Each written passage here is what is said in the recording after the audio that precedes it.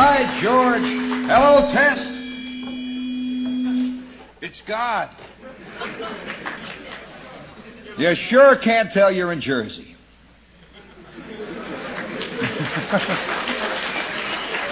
Boy, I came up in front of... I've never been to this campus. And we drove up in front, and that is the greatest mural I've ever seen in my life. That mural makes Norman Rockwell look like Picasso. All those naked ladies and those guys standing... Oh, man, I'll tell you, Jersey life... And by the way, before we go any further, my name is John Gambling. And I'm going to give you the time very shortly. And before we go any further into this fiasco, before we get more deeply involved, I might as well bring it right out in the open. The thing that all of you are thinking. And I might as well say it. I do not look like I sound, do I? Hey! Now, am I to imply that I look better or worse? What are you applauding? Worse, that's right. But so do you. Every night when I do my show, I have this beautiful image. Oh, this dream. It's 9:30 and I'm pacing in those historic halls at WOR. These are the halls through which John Gambling walks every morning to fearlessly give you the time. And these are the same halls that Martha Dean walks. Friendly old Martha Dean, interviewing little old ladies who wrote books on cats. Oh, yeah, that's WOR. And every night as I go through there, see, I get this image. I'm a method performer. Now, I have a sneaky method, but I am a method performer. See, it's got to come up from within. I got to get that little spark, that little flame of creativity going. And so I'm fanning it. A little smoke comes up. A little spark, a little fire. And then I begin to see this image of this audience out there in the darkness. Way out there, out in Jersey. They're in Philadelphia, Queens, and Flushing. Isn't that a great name for a town, I'll tell you. If you've ever been in Flushing, it's a beautiful name for that town. And I see this audience, and boy, they're square-jawed and sensitive eyes. And they're people of infinite sensitivity, honesty. And they're just waiting out there. And then this. You listen to them giggling back there.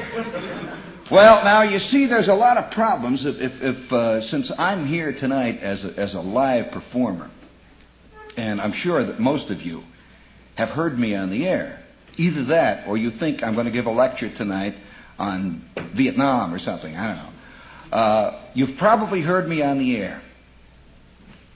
And I'm always given the problem, when I make a live appearance, is whether or not I should perform, or if you want to see another side. What do you do if, say, you invite J.D. Salinger here? Do you ask him to write sentences? Does he say, society is rotten? Or something? This is the way I use the verbs. Well, it's a great problem. See, and when you're working on the radio, beautiful, you have a wonderful audience, see, because it's all silent. They can't get back at you. Now, maybe you don't know, since you listen to WOR, we're on 710 on the dial. Now, if you can imagine the dial, see, it goes like this. See, over here is 550, down here is 1600. You see the little numbers, 150, 550, and so on. At 710, right smack dab in the middle, is big old fat-ass WOR. There's a lot you don't hear on the radio, and it's a hell of a lot, I might say. And here it is right in the middle, say, 710. And all the rest of the dial sort of droops off on either side. All the slums, the little stations hanging on, you know. These other guys are calling up other guys, you know, all night long. Yeah, you think they ought to fix the streets in the Bronx? Yeah, Brent Crandall, here he is. Next question. Vietnam? The bastards ought to get out. Yes. Next question? Yes. The Yankees? Well, I'll tell you about the Yankees. They didn't do a shortstop. Yes. Next question. Yeah. It's universal slob knowledge, see? The instant question. The instant answer. And that drifts off until you get way off on the other end, see? And you hear nothing but whistles. And, you know, guys selling seat covers, you know, and guys, preachers down there, and all this stuff. It sort of droops off, and right in the middle, 710, boom! WOR. 50,000 watts. This great, big, fat, hairy station, you know. Little old ladies and cats and interviews and commercials and all of it, see? 710. Now, you only hear us. Remember that. In this area. 50,000 watts. We cover 27 states. Do you realize the temptations this gives me? I'm serious. That mic comes on at 10:15, and every night there's that temptation. Just to tell Jersey what it can do. You know, hey, Jersey! And 4 million guys say, what do you want? And I say, you know what? I said, son of a bitch. Oh, there's terrible temptations, yeah, and we just drift out like a green, purple fungus, a fog. Sneaks out all over Jersey, past Teaneck and through Camden, out around Pennsylvania and all the way out west. Well, at the time that I am on the air, now get this, on Saturday night when I'm doing the show from the village, the Limelight, and that is unbridled orgy. You've heard those goatish cries of passion coming out of the village? Oh, let me tell you, there are 28 trillion people in this country who feel that if they could get to the village, if I could only get out of Teaneck, for Christ's sake. It must be terrible to be so close to civilization and yet so far. You know, just to see it on the horizon, you know. There you are in Hackensack. Or Secaucus, you know, walking around. Well, you see, this is a common problem all over the country. There are guys walking around in Zanesville. Can you imagine living in Zanesville, Ohio? I don't mean going through it, living there. Staying there, just walking around, you know. What are you doing, Circleville, Ohio? You just stand and look. Guys once in a while eat a sandwich. Stand in front of the place where they sell Cokes. And they watch the turnpike. You know, the turnpike is a way of life now in America. As a matter of fact, over at the Howard Johnson at the Interchange 12, you can buy a beanie that says souvenir of the turnpike. Doesn't say where you went. You can get souvenir of Route 9, you know, little beanie. Souvenir of Route 22. And so, in a place like Indiana, perhaps you're not aware that the turnpike doesn't even stop in Indiana. Goes right over. Yeah, it's raised up. You know, you guys are used to turnpikes that are on the ground, see, where you can at least see Jersey when you're riding it, or at least see the swamps, you know. And in Indiana, it just goes right over, see, and they watch the cars go by. They stand there. There goes a whole bunch to the east. There goes another bunch going west. Nobody gets off at Griffith, Indiana. This is a town that people only go from. Have you ever known anybody who said recently, I think I'll take my 2 weeks in Indianapolis this year. I'll go and watch them make tires. Nobody goes there, see. And so on a Saturday night, remember this, at 10:30, they hear these goatish cries of passion coming out of the village. They all heard of the village, see. They hear this sneaky voice. It's drifting out all over. Well, I'm going to tell you something that you don't know, possibly. That we are not the only station on 710. There is another one. And they're out there in Toronto, big 50 kilowatter. Well, you can imagine what's going on there, see? They're blasting down at the States. Blah, blah, blah. They're yelling down their big 50 kilowatt, and we're yelling at Indiana. They're yelling at Indiana. Well, how many times have you ridden late at night in your car, and you hear these stations fading in and out from all over the country? Well, at 9, 10, 10:30 on a Saturday night, we come booming into Wisconsin. And there I am, see? These guys are driving along, see? They're just about ready to reach for the dial when I fade out, and in comes the other one, and back and forth we go. First me, then him. Well, at 10:30, they put on Billy Graham. Just imagine the show they get in Wisconsin. You guys think you get a show. Well, you know how Graham comes on, you know. He comes on big. He says, everywhere I look, I see sin. I see degradation. Everywhere I look, decaying.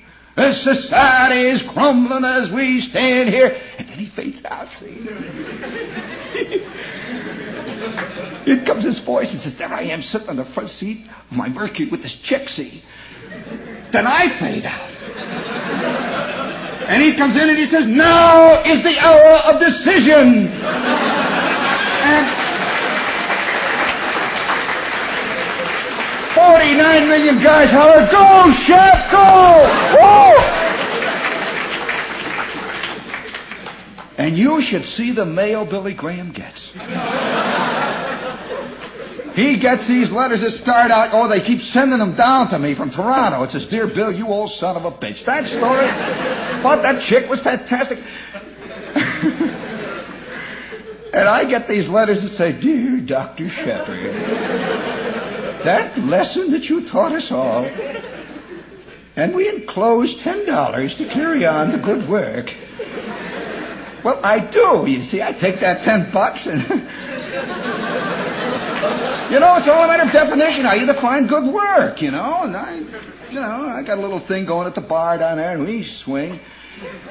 And the best part of it all is that right in the middle of a fantastic allegory, Billy Graham is saying, as the walls of Jericho came tumbling down in that great lift, he fades out, and there is an unexplained burst of applause.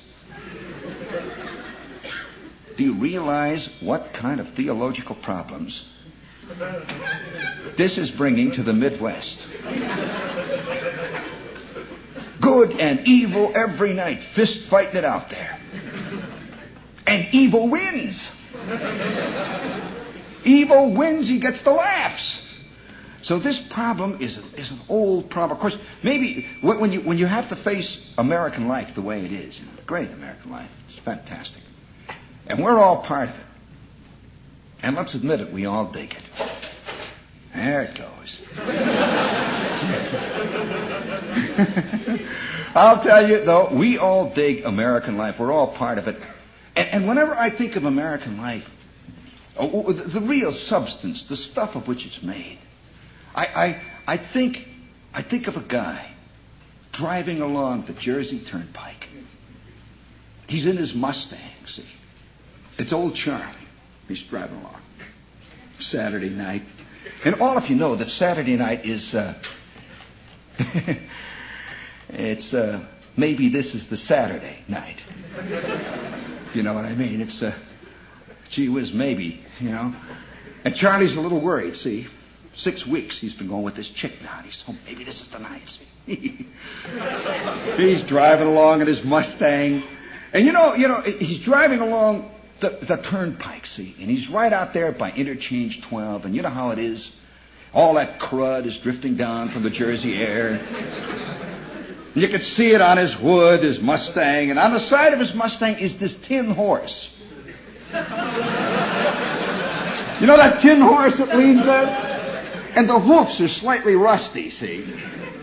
It's rusted there, and he's driving along, and you can hear the bad valves clunking a little bit, and he's got a boot in the rear end, and he's going along there, his great Mustang, see, and some kid has written a fantastic 4-letter word in the dust on the back, see, which he doesn't know, see, he's driving along.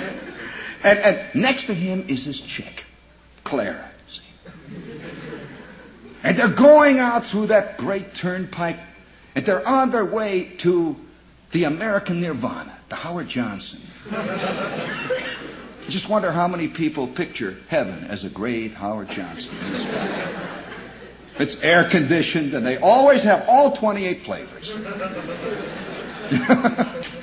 You know, we sit here and laugh because we live in the East. You know, you guys can do a lot of stuff here, but do you realize in Indiana the biggest thing to do is to go to the Howard Johnson and get those rubber clams? That is Thanksgiving dinner and everything all rolled into one, and they talk about it for months. Yeah, they talk about it, and guys will look forward for weeks to get the rum raisin ice cream. And they arrive, and they're out of it. It's Indiana life, and I keep seeing this guy in Jersey driving along, see. Typical Jersey scene. See if you identify it. He's driving along there, seeing the turnpike. And he and his chick are heading for the Route 3 drive-in. Well, boy, there's a lot of action. There's a lot of folk rights in the Route 3 drive-in on Saturday night, I tell you that. There's a lot more happens in those cars than ever happens on the screens, you know. A lot of ways, see. And he drives in. It's Saturday. There's old Clara beside him. And here's that screen. It's 4 miles across. And it's so high that the jets have to go over it, you know. It's a fantastic screen. There's little clouds floating by on the top of it, you know. And it's vaguely raining. It's coming down. Have you ever watched the Steve Reeves movie Through the Rain? And it's drifting down. He's got his windshield wipers going, and this crud is drifting down. Up there, Steve Reeves is walking around. He's Hercules, see? He's wearing a bearskin rug, or maybe it's Charlton Heston, painted orange, see? He's being God or something this week, see? And he's walking around. He's got the bearskin rug. The guy's looking up there, see? He's sitting there on that plastic, that neo-romantic, late Roman plastic upholstery, see? It's light blue, and he's looking up there. Oh, boy. And there you see that fantastic scene going on up there. That rain is drifting down. And beside him, in silence, is sitting Clara. And they're watching, see? And this little speaker is hanging on the window. It's terrible when the voice of God comes out of a 2-inch speaker. You know, thou shalt not kill. No, yeah. You know, and he's sitting there, and the rain is drifting down. And then comes that great moment. See, they always, in every picture, no matter what it's about, there's the love scene.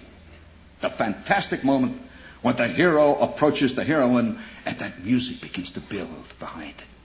We all know the sound of love music the instant we hear it on the screen. And I suspect millions of people feel cheated. They figure that they have never fallen in love in their life. Because the music ain't started yet, you know. I'd know if I loved Charlie, you know. I know what love is. It goes da-da-cha-cha. Ja-cha-cha. It's building, and Charlton Heston's walking around, you know. He's got his shield, and he's approaching Audrey Hepburn, you know, and he's walking up a bearskin, painted orange. And the guy says, oh, God, is that romantic? He's beginning to sweat. And then is that great male moment, which only males know this moment. I don't know whether chicks even are aware of it. It's that moment when your right arm begins to sneak up the edge of the chair. You know, what's she going to do? Which way is she going to jump? You know, which way, you know? Look at them all applaud. Little fat guys with glasses, they're all applaud.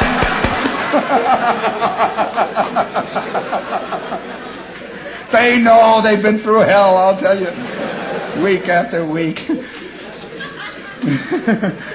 So that hand is going up it's like a snake, you know. All you need now is a little apple on the dashboard, you know. Adam and Eve, little golden apple with a bite out of it. See, he's about to make that fatal mistake. He's going like this, and you know that moment, men, when your arm sneaks over the back of the chair? Sit there. You're waiting to see which way she goes.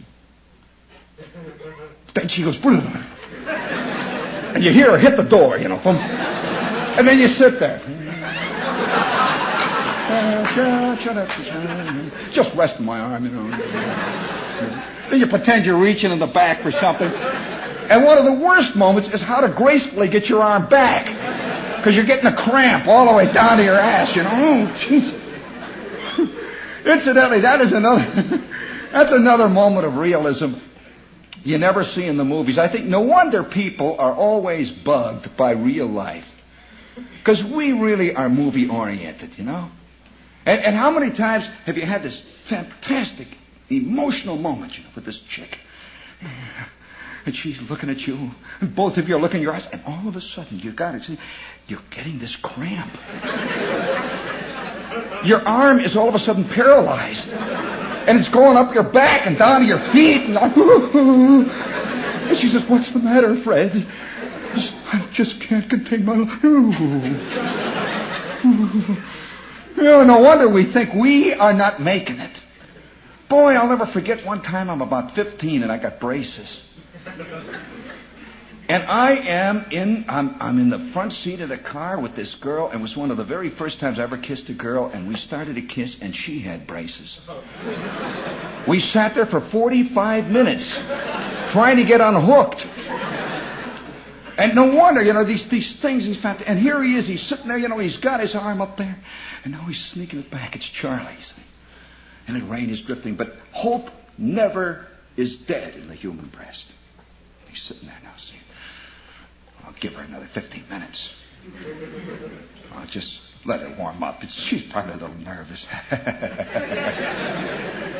And she's sitting over there, the great, inside of her, you can see the head inside her. She says, "Oh, my God. Every week this klutz. Why do I have to have pimples, huh?" And he's sitting over there, "Oh, boy, wow." And they're both, how when you go to the drive-in, how your car tilts back, and you sort of look uphill at it, You can just see the edge of his dashboard. And it's cutting off the bottom of Charlton Heston's. And they're both looking at this picture, and you can see outlined against it this little plastic statue of Christ on his dashboard like that, Looking down, and it's got this little halo on a spring, see? You've seen them, they're wonderful, see? And this Christ says, "Yes, love thy neighbor." And he's saying, "Yeah, I just believe in that, see?" And right next to that plastic statue of Christ is this little plastic Casey Stengel with a little Met hat wiggling, It's all Jersey, all wrapped up in this car. See, and they're sitting there. They're now on the second wheel, and you can smell the Chinese egg rolls drifting in. From that place back there where they sell the pizzas and the coffee, and it's all different. All of a sudden, the guy in the next car throws a beer can out. It bounces off the hood, boing, oh, gee, and the romantic. And in the car on the other side, you hear the window go down real quick.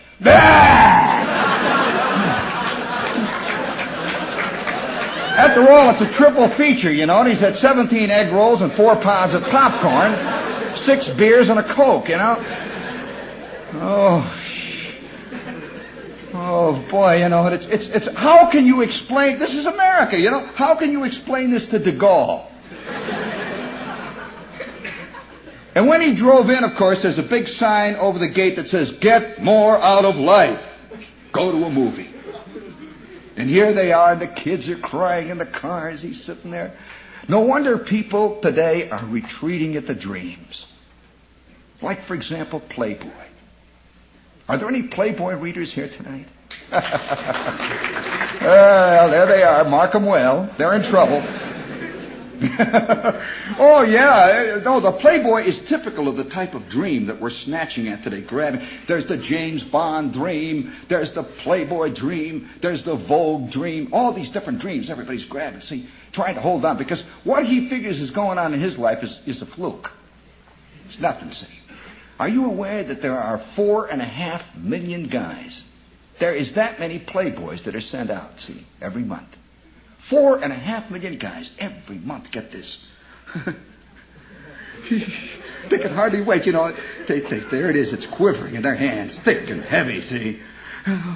Miss June has arrived. And they grab it, you know, and she just, boom, out she comes. The great thing, you don't even have to open the damn magazine. Just shake it, see. She falls right out, you know. She hangs down there. She's looking out of the shower. Boy, you know, all this stuff just flying out of the shower, see.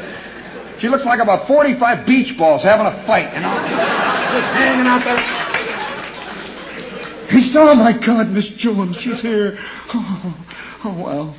And the caption underneath it. Have you ever read the caption? Well, you know, they write under them. Yeah, there's a caption, and they're so great. It says, Miss June, your playmate for June is Barbie Barbie. Barbie is studying slum clearance at NYU. And there she is, all hanging out, you know. And all these guys, oh, my God, she can clear my slums anytime. She is a student of Kant and Kierkegaard.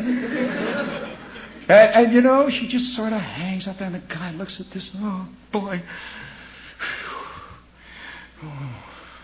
And then he puts it up next to Miss May. And then he throws Miss May away. See, that's the beauty of the play curves. You can toss them out every month, see. They only cost 60 cents. They never ask about the rent. They never look out of the shower. Can you imagine look out of the shower? Charlie, we're in trouble this month. No, they never even imply that, see. So here's this poor guy grabbing at life. You know, he's a Playboy reader. And by the way, speaking of that, how many of you have seen the new women's magazines recently? I mean magazines like Vogue, Mademoiselle. Now this is the feminine counterpart of Playboy. It's also Dreamsville. You know, all seen. Have you noticed one of the most interesting things is that Playboy writes about women. That's all they write about. Vogue writes about women. They never write about men, they write about women, you know. Can you imagine what it would be like if Vogue had a centerfold out?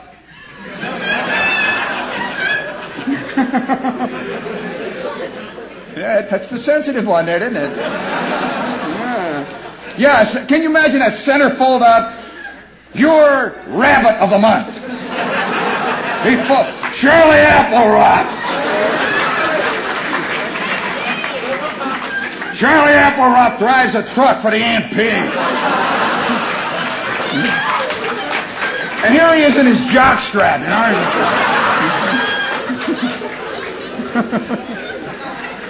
I would not hold my breath, man. I don't think there's a chance. Oh, yeah, and you know, speaking of Vogue magazine, one of the greatest articles I ever saw in Vogue is a double-page spread, see? And it shows one of the new dynamic chicks. You know, the kind that look like they're made out of stainless steel. Thin as a razor, sharp. And she's sort of leaning forward, see? And she's got this hand out like that. And she's dressed in a leather lumber jacket. See, she's got a T-shirt that says stolen from the University of California track department. And she's got these high leather boots. And you look at this chick, see, and there's nothing, she goes straight up and down. And you look carefully, and you see a few little bulges. And you're fooled, see, because that's where she keeps her plug tobacco. And you see these little bulges, see, and she's got this big bullwhip. And back of her is her Harley Davidson. 1,250 cc's, this great big 4-barreled monster. You can see the smoke rise. She's got her crash helmet there beside her. And her hand is out like this. What a scene. And there's this little chain hanging on it. And on the chain is this little man. He's got a little skinny suit, you know. And he's got a little fluffy shirt. His hair is all flowing. He's got a hell of a lot more hair than she has, you know. It's all flowing back. And the caption reads, "Pick your man carefully. He is your most important accessory. Great Scott, you know. No wonder this little guy with the pimples is reading Playboy. And then he comes across, how many of you have you seen that great ad in Playboy? They've got this full-page ad. Beautiful thing. It says, what sort of a man reads Playboy? Have you seen that? Oh, why, he's fantastic. He's always shown in his pad, see? And he's about 6'9".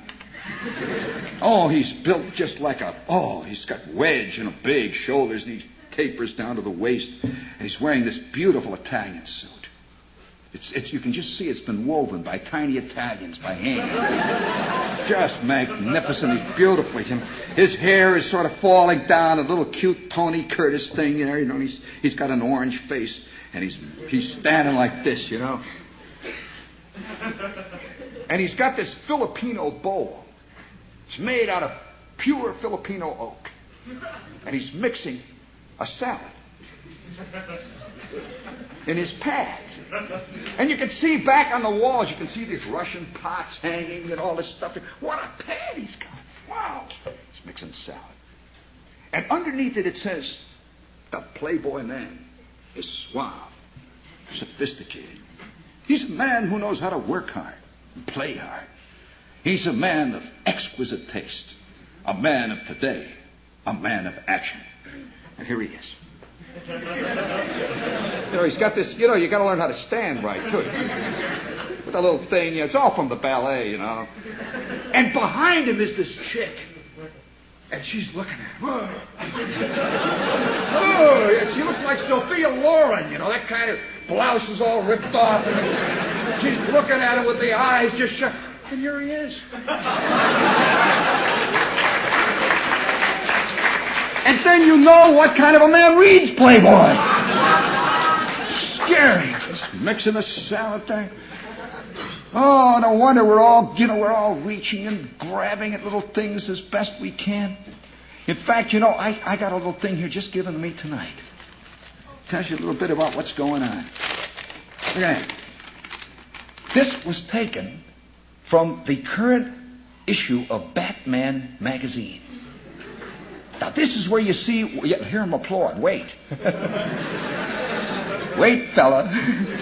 This is where you see what's really going on. I've always felt that you find out more about life in any given society in the junk, the crap they turn out. I mean, really, you don't think that we're represented by Henry Moore and Picasso our time. Nah, these are biological sports. The real stuff is found in the daily news. Oh, yeah, I think 100 years from now, a copy of the Daily News is going to be more valuable to an anthropologist than anything Picasso will ever do. I mean, crash photos on page 3. The bodies are laying all over. And underneath it says, how long? Oh, boy, wow. You could just see crash photos.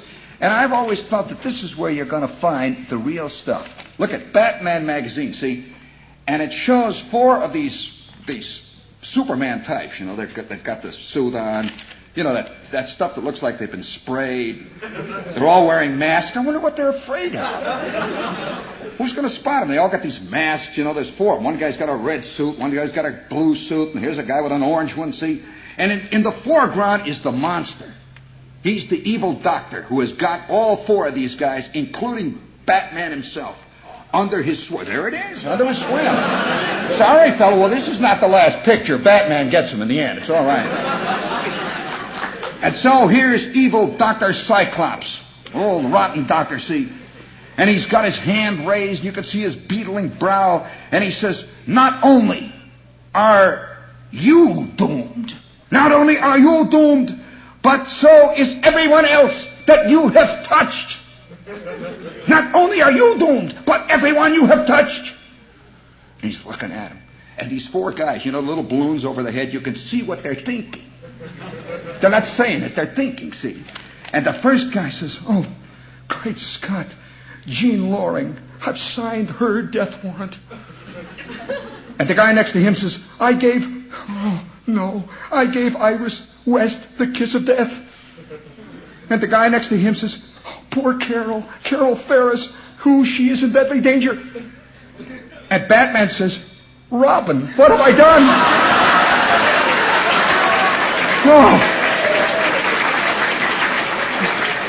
I did not make it up. There it is. This is going into my vast trivia file so that they will know how it was in our day and age. Oh, man. Oh, she's a little embarrassed back there, this Batman fans. Didn't you know that was going on, you know? Have you ever had a feeling that the whole world is turning camp? You know, and that Johnson is part of a TV show? Oh, yeah. Hey, you know, speaking of that, we've only got a comparatively limited time tonight. And, no, you see, I've got my radio in the car. I don't want to miss that guy that comes on. And since most of you have heard me and seen me work tonight a little bit, how about having a question and answer period? Who would like to fist fight here? This is when it really begins. And look, let's lay down. You want to do that? No, seriously. All right. Okay, then what you do, anybody who has a question, stand up and call it out loudly when I point to you. And then, you know, we'll go from there. Who wants to be the first one? Yeah. What does a brass thingamajig look like? What does a You'll never find out. You'll never find out, son. Will you play this Jew's harp? I don't play second-rate Jew's harp. That's a bad Jew's harp, son. Here, I've got my own. Thank you. Here, I'll show you I can play it. Now, the Jew's harp is an instrument that is... Look, a Jew's harp is not meant to be just struck. It is meant to be played, son. Listen carefully. Listen, I play this son of a bitch. Don't laugh. Listen. No, wait a minute. No, cut it out now, fella. All right, now, you do not accompany Horowitz when you're sitting in the Carnegie Hall. Learn, son. Watch.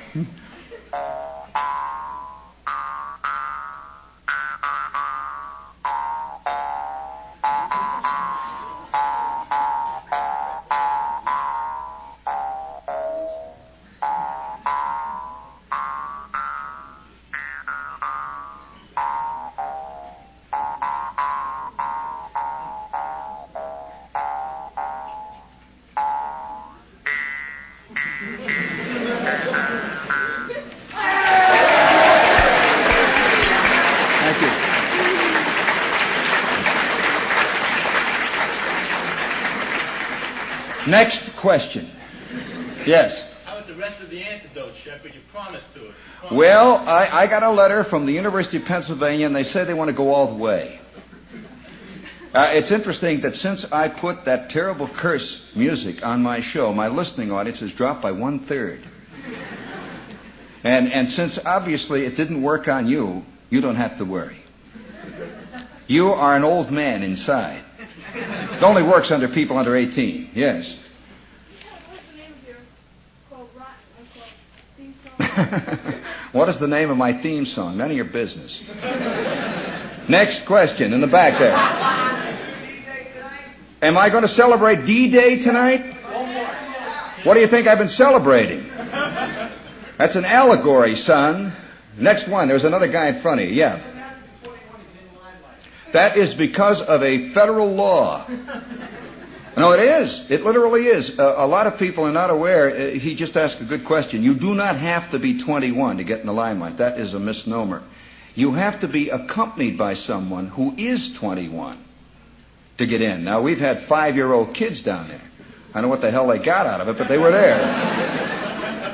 And scarred them for life. But the reason this is so, there is a federal law, which I guess a lot of people are not aware of, that anything that emanates, a broadcast that emanates from a place where liquor is served, must obey interstate law.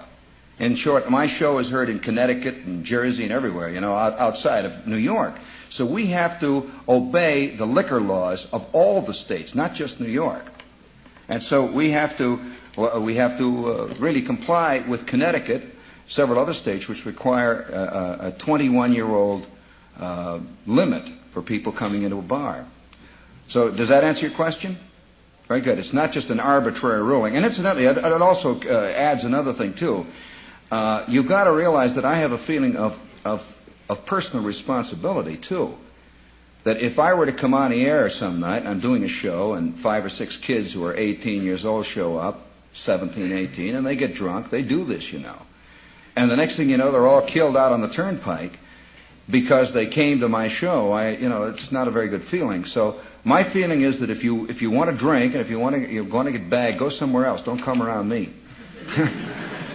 But really, the Limelight it's an interesting thing down there. It's a great show. There's very little real drinking down there, but they do serve liquor, and there's a great atmosphere there. And almost everybody who comes down is astounded when they feel the atmosphere that is there during the show. It's very different from the way it is during the week, and I think you'd enjoy it if you can get somebody who will take responsibility for you. Fine. I can see you're irresponsible. His glasses are all clouded up. I don't know what he's thinking of. Yeah, in the back there. No, they aren't. Flick, Schwartz, and Bruner were real people, and I had a fantastic experience with Flick the other day. For those of you who don't know what he's talking about, that there are 3 characters that run through. You see, I work on the air as a short story writer, literally. I take people out of my past or people I know and put them and use them as composite characters, just the way any good writer would. You don't write out of a vacuum. And Flick, Schwartz, and Bruner are real people. I used real names, but they're not really exactly like they are in the stories. I've taken other characteristics. But Flick owns a tavern that I used to help him clean in the morning when we were kids, and I haven't seen Flick since I was 15. Well, he happens to play a major role in a novel which I've just finished. In fact, the entire action takes place in his tavern, Flick's Tavern. So I figured maybe I better call him and get at least let him know what's going on here. So I haven't seen him since I was 15, so I called this tavern all the way out in Hammond from New York. And I could hear the phone ringing. All of a sudden it picks up. Hello, Flick's Tavern. I said, Flick? Is this Flick? He said, yeah, what do you want? I said, this is Shepard, Gene Shepard. Who? I said, Shep, don't you remember Gene Shepard from Cleveland? Oh, yeah, for Christ's sake, what do you want? Gee, what have you been? Where are you calling from? I said, New York. New York? I says, yeah. Oh, wow, how's the weather there? I said, well, it's raining. It's raining here, too. Ain't that funny, huh? I said, say, Flick, I wanted to ask you a question. And it's a very important question to me now. You are in a book. A book? He doesn't read, see. And I says, you're in a book that I just wrote, and I want to know whether it's okay. And it's already, parts of it appeared in Playboy. He says, Playboy? I says, yeah. He says, maybe that's why these guys have been coming in and looking at me and saying, are you the real Flick? I said, yeah, you're the real Flick. So does that answer your question? They're real. Bruner, I don't know where he is. He just disappeared out of my life, and as far as I know, he's gone. Schwartz was killed in the war. And Flick is still running. Yeah. How would you compare George A's type of humor with today's comedians? No comparison. No, because A's humor, A's humor was humor of a man looking out. Today's humor is largely self-pitying. Wally Cox is always talking, or Woody Allen, his whole act is built on how chicks don't like him and how tough it is to be Woody Allen. Lenny Bruce's humor is all based on how tough it is to be Lenny Bruce. Mort Saul's humor is all based on how rotten they are to him. The administration and all his friends who think right. And Aid's humor was a humor that he looked at all the you might say, the ridiculousness in mankind. He didn't get angry. He just thought it was funny because he knew it was immutable. Couldn't change. Was always going to be thus. My humor is, in a way, like AIDS. And I won't ever be as popular. I don't think an aid in this day could ever possibly be as popular because most people are self-pitying today. And they will relate, say, to Holden Caulfield, Catcher in the Rye. I wonder how many latent Holden Caulfields are here tonight. And Holden Caulfield, who defined all of his life as this rotten bunch of phonies. He's a fantastic phony spotter. And he defines all of life as all this ridiculous society attacking him. And everybody reading it identifies with Holden Caulfield. Nobody identifies with the little short fat kid with pimples in the shower that he talks about. Even short fat kids with pimples reading Catcher in the Rye in the shower don't identify with him. So when you ask about humor, that when you really are you see, I think what you're asking a question, if anybody in the English department here might be interested, I think you're asking a question, what's the difference between comedy and humor? Now, humor is rarely practiced today. Comedy is. And they're called the same thing. They are not. Comedy, the sole purpose of comedy is to make you laugh. That's all, really. Now, it may use contemporary themes superficially. It may even use serious themes superficially. But its aim is to make you laugh. One-liners, boom, boom, boom. That's comedy. Woody Allen. Whereas humor does not necessarily make you laugh. That a laugh is the byproduct of humor. And so you don't sit and laugh out loud at Thurber. You really don't. But you will possibly at, say, Woody Allen. But Thurber's work is far deeper. Walter Mitty is much more of a tragedy, true tragedy, than, say, anything Woody Allen ever does. And that goes for my work, too. When you hear me, you're waiting for 15 minutes to get the laugh. But it's designed to be that way. That I'm telling you a story rather than a one-line joke, which really is one of the prime differences between humor and comedy. Yeah. Jeff, first of all, I'd like to ask, when's the next story in Playboy coming out? What the hell ever happened to Ernie? He asked, when is my next story in Playboy coming out? It's scheduled for July. And whatever happened to Ernie? Ernie, now he's asking a question about a great moment. Do you want to hear about that great moment? No, it was one. Whenever I read Army stories, stories like Mailer and all these people, I think that they really don't. They don't really write about the Army. They write about war. They write about evil and things. They're not really writing about what actually goes on in the Army. And this is a true incident which I will always remember as one of the truly surrealistic, fantastic moments in my Army career. I'm in a signal corps, see. You got that? Already there's 2 strikes against me. How many of you know the Signal Corps song? Everybody knows the Air Corps song, off we go into the wild blue yonder. All the guys in the Signal Corps had a fantastic set of obscene lyrics to that. And we would walk past these fighter planes, up your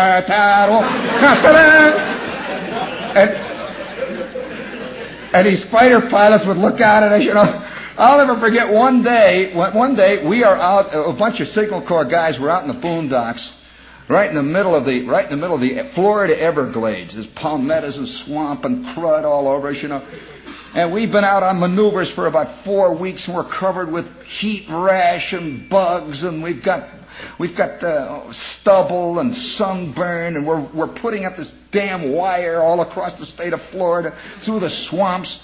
And about every 10 minutes, this squadron of planes would go, ooh. They're heading for Jacksonville and the chicks, see. Up there in the clean blue. And here we are down there. And one day, a group of fighter planes went on, ooh, P-51s. And they see us, and they're doing a little maneuvering around us. Ooh. And the lieutenant says, all right, you guys, line up, let's go. It's caliber 2s. We all stand there with our pliers and junk, sweating.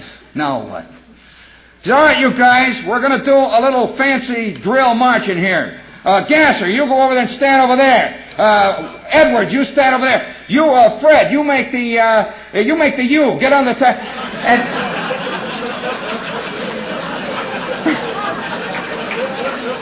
And it was the first creative marching I've ever seen. I've often wondered when the University of Michigan band is going to do it, you know? In color, coast to coast. You'll have to explain that to her when you get back to Teaneck. And so, you know, it's that kind of scene, and we are now in a troop train. Now, any guy's ever been in a troop train, they are not like what you think. I mean, guys don't sit around and sing the Ballad of Roger Young, you know. And all the years I was in the Army, I never once saw Van Johnson. Not once.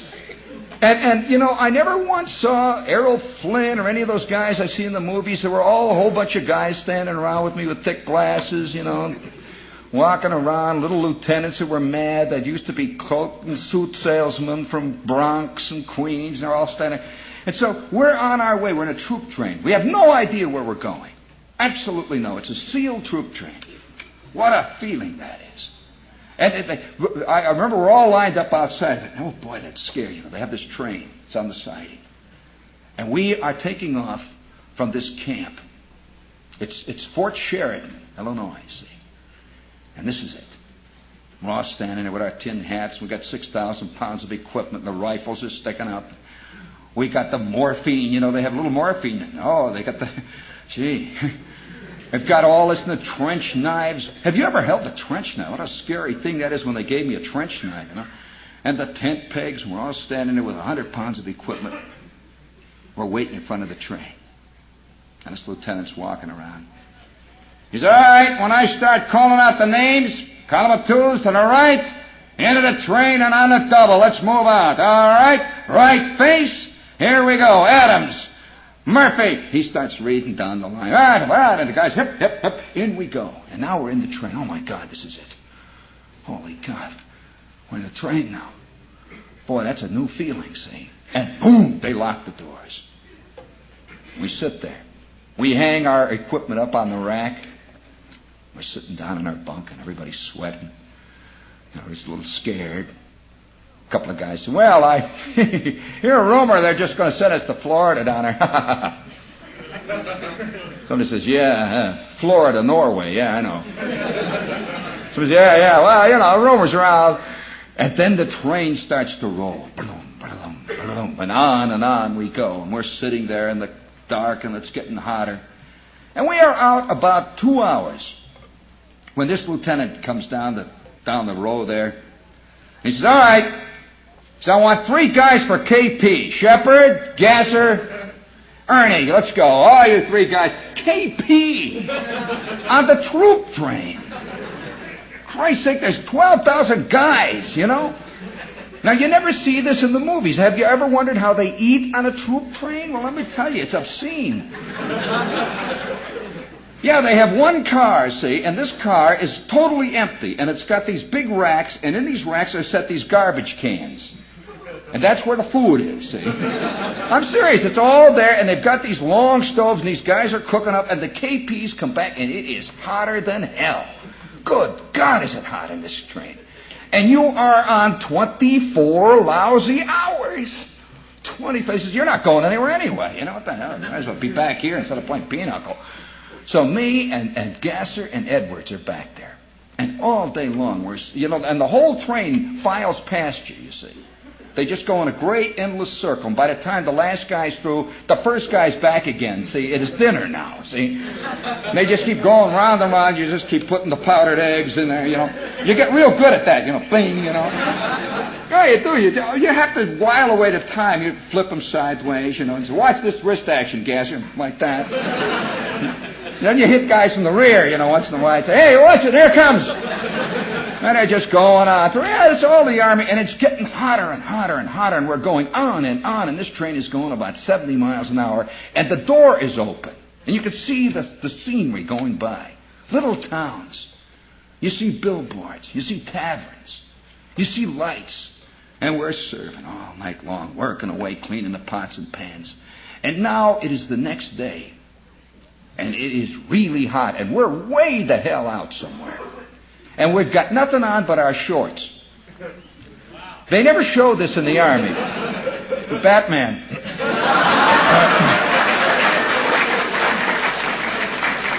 Be careful, son. This is a pro at work. They never show... They never show this. You never see scenes in where the Army really is. Half of the time, guys spend either sleeping or walking around with just their shoes on. Laying around and shaving and, just futzing around. That's what the Army's about. You're looking around. And so we're in there. Here the three of us are. We've got nothing but our GI shorts on. And these are just, shorts. Our GI shorts and our GI shoes. That's it. And our dog tags. Because we are sweating up a storm. We're really sweating. Our crew cut, they cut it right down to the bone. And we're working 24 hours. And all of a sudden we're done. And the mess sergeant says, all right, you guys, you're all through. The next 3 guys are coming in. You guys can take it easy now. Fine job. And you know that great feeling when you have really done a rotten job. And you really did it, you really did it. You fed all these klutzes. They're all mine, my boys, They're all burping and everything. I did it, It's a kind of a feeling, like you're Big Daddy or something. So we're all through, and we're sitting now. The 3 of us are cooling off, and we're sitting on the edge of the platform of the train with our feet hanging over. Right in the door. The door is open, see. And it's getting twilight. It's beautiful. And we are way the hell out in Arkansas now. And you can see the Ozarks way off in the distance. They're purple. And it was one of those raised, elevated tracks, with the gravel that goes down. You're about 30 feet high, and the train is going along, and you can see the track winding off into the distance, and the sun is hanging there, and it's hot, and you can smell the magnolias and the junk and the river. Oh, yeah, it's a great feeling. We're just sitting on the edge and just looking out, and the wind is blowing. Me and Gasser and Ernie. We really done it. Our dog tags are hanging. And then the train starts to slow down. You just feel it perceptibly. And we look out, and we can see there's this water tower coming ahead. See, we're going to take on water. So the train goes choom, choom, choom, choom. Sits there. We're looking out, see.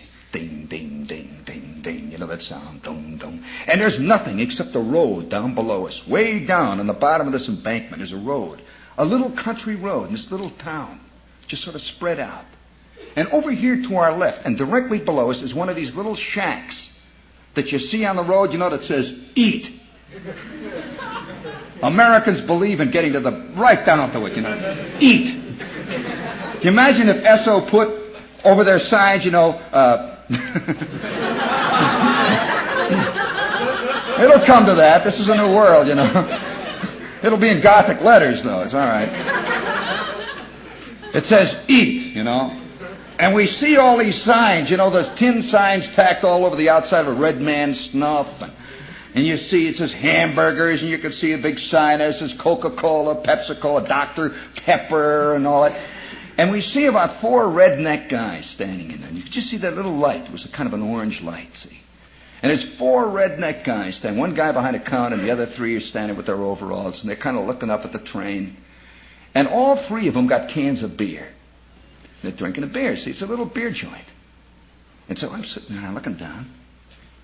I can see that beer. See, we've been working 24 hours, on nothing but that Army coffee and Jell-O and front like that. So I'm looking, it's hot.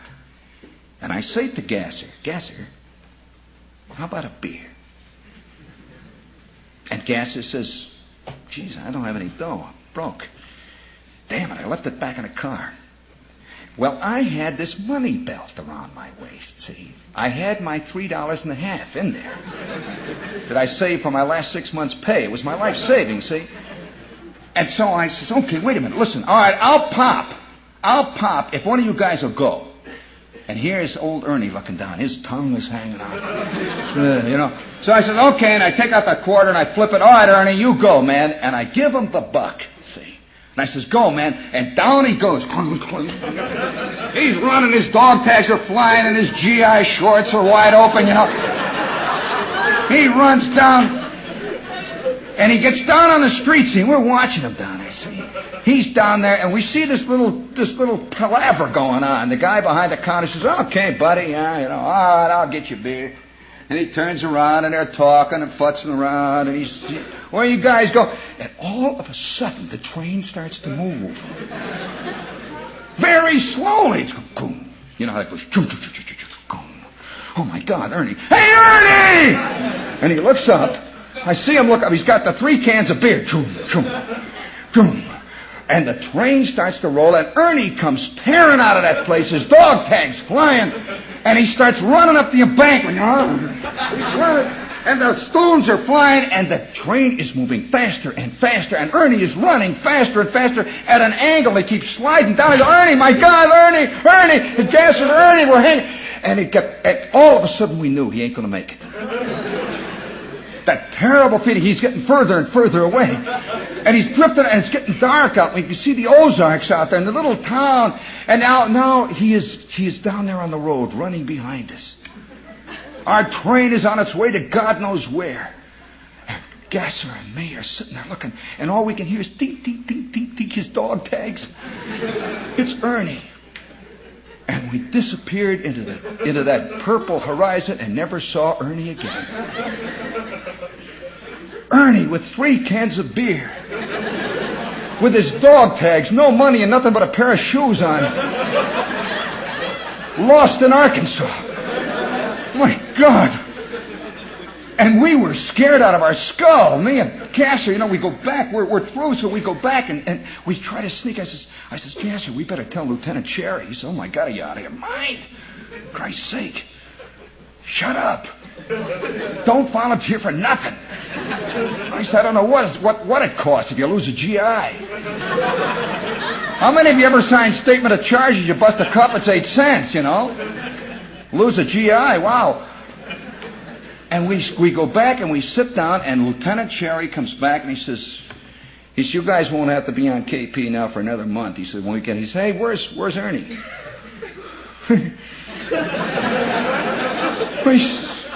He's back. He said, wait, did he go to John? Where is he? I cannot tell a lie, Lieutenant Cherry. We lost Ernie. It was our first casualty. He says, you lost Ernie? What do you mean you lost Ernie?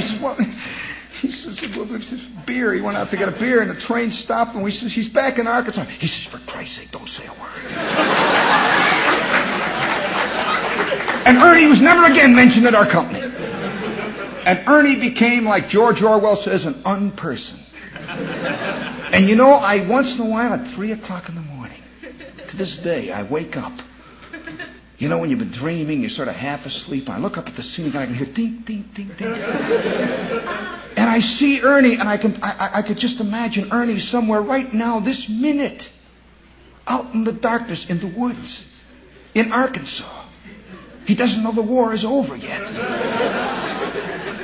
Because you know what happens when you get caught in nothing but your shorts. If you think it's bad getting caught with your tie off in a town with the MPs. And I keep thinking, Ernie, wherever Ernie is, I'd like to get in touch. You know, I keep reading stories of these Japs, you know, they find on these islands out in the Pacific. You know, 25 years later, they still got their little bazooka. One shell. If MacArthur comes here, I'll get him. You know. And Ernie out there is waiting for Hitler. So that's the story of Ernie, one of the great tragedies of my Army career.